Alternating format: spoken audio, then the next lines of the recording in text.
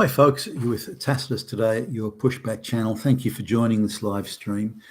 In this essay, I'd like to talk about how social cohesion and social binding, shared values and experiences in common, and how this was very much part of the certainly the white Western experience and somewhat unique to the Western populations, and maybe particularly the English-speaking population, given how much culture, certainly when I was growing up, came from either the United States or Britain, and the amount of culture, say through movies and so on, TV shows that were produced in America and then exported around the world. And the second biggest player, of course, was Britain in this regard. So there was a lot of Western culture and so on out there, and so there were shared experiences amongst the Western populations around things like movies and TV shows and rock songs and so on. And if for example, you mention the Eagles' huge hit song, Hotel California, even if someone may not know the name of the song, they'll be aware of some of the words in the song, on a dark desert highway and, that sort of thing. So these were shared experiences, which in turn became forces or agents or means of social cohesion amongst the population. Now, I think we're losing all that. And as I saw a program on or a vid on Bill Whittle, I think it was yesterday, and this idea that before the internet came along, we would all be sitting in front of television sets. So there were TV programs, and I think Bill Whittle mentioned Gilligan's Island and Star Trek. And these were a little bit before my time, so it was the reruns that I was seeing. But nonetheless, they were shared experiences. And one of the first times that I visited the United States, this was on business, I was in I think it was Boston, and they were having some sort of a Star Trek convention there, and there was a bookshop just near the hotel I was staying at, and I wandered into the bookshop is to see what they had, and there was quite a big sci-fi section. There were Trekkies there, and you could just mention an episode of Star Trek and oh yeah, and Captain Kirk this and Mr. Spock that, and so on. This was the original 60s series, and people knew about it, and some of them were such nerds they could repeat sections of the whole show word for word, which was probably a bit over the top, but nonetheless, just the mere mention of an episode of Star Trek was in itself somehow gave us things in common, and then almost an immediate sort of friendship, I guess you'd call it, would come up. So those were, and it's the same with songs. Someone's humming a song at work or whistling it or whatever, and then.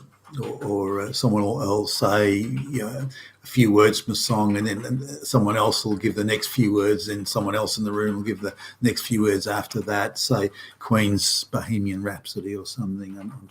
And this shared experience thing was fairly big, but that's all changing now. Now the internet has made some changes, so instead of all crowding around the TV to watch, for example, Star Trek, there's now all sorts of, there's cable television, there's the internet, so very specific and individual tastes can be catered for. So instead of gathering around the TV and everybody was doing it, somebody now, instead of sitting watching, for example, Star Trek, they've got a specific interest that they're looking at online, or they're investigating or having a look on cable television and this sort of thing. So it's dispersed the eyeballs across a number of different platforms and subjects and mediums, which means the propensity for shared experience is reduced. But for shared experiences, even a movie that's fairly recent, for example, that people who've come from another country to the West, maybe even born here or born in the West or came at a fairly young age, the movies that we see don't serve as a binding agent to them in the same way as it does to us. And this is not necessarily because the lead actors are straight white males or something like that. It's they don't seem to relate to the values in the movie at the same way. They don't relate to total denigration of the society, which the leftists and the globalists resort to. They don't seem to relate to that. But they don't relate to the Western values as we would perceive it either. So it appears, to, other than its sheer entertainment value of the special effects and the gimmicks and the explosions and the flashing lights or whatever, then that doesn't appear to have any resonance. Similarly, the movies are having less and less resonance and relevance to me, or I think to most white Western people, or certainly straight white males anyway, and the straight white males are the class the globalists particularly want to crush and eradicate. So we need to consider that. But these, I looked at a movie recently where the white main character had been replaced by an Indian character, still speaking with an Indian accent, by the way. And I thought, well, what's that got to do with anything? They're forcing the diversity in. It's not a natural, organic thing. For example, they're not, the event isn't taking place in India where you would expect to see Indian people. Instead, it's taking place in a white country, in a white culture, or was once white. And so that diversity is being forced on us. It appears the guy's also gay. So then, we look at other situations where suddenly there's a very strong woman who appears pretty clearly to be a lesbian. Again, that's being forced in and so on. So I'm not really relating to that movie. Again, I may appreciate the special effects or the techno wizardry and that sort of thing, but the movie actually means nothing to me. And I get so the idea of movies and TV shows providing social cohesion or a means to it, and common identification, that seems to have disappeared.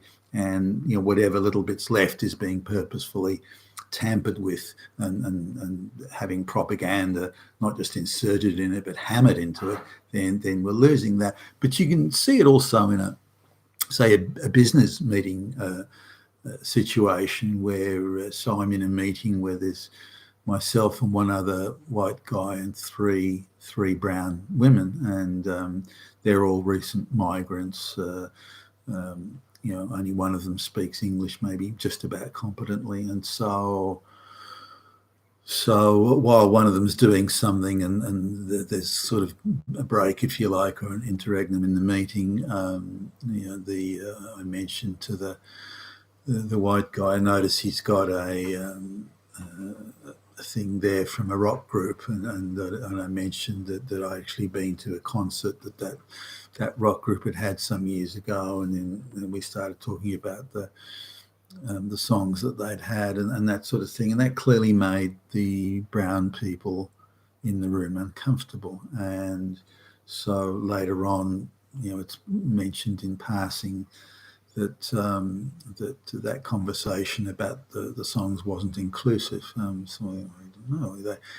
The brown people have every right to listen to those songs and to like them or not like them as they see. Not every white person may like those songs, but instead of it, they can purposefully not identify with whether it be music or TV shows or movies, and I don't mind that. That's their choice. But instead of just accepting that as their choice, they can claim to be victims of some sort of form of non-inclusion, oppression, or something like that. So just because two white guys happen to like some rock songs that were sung by white guys, the language of rock and roll is English, so that's how it is, and so that's viewed as not being inclusive of brown people. So, and I've noticed this around the workplace, more and more. There are requirements that white people forget about all their history, forget about the songs, the TV programs, the movies, and effectively it's you're not allowed to talk about it in the presence of brown people in case they don't identify with it as well.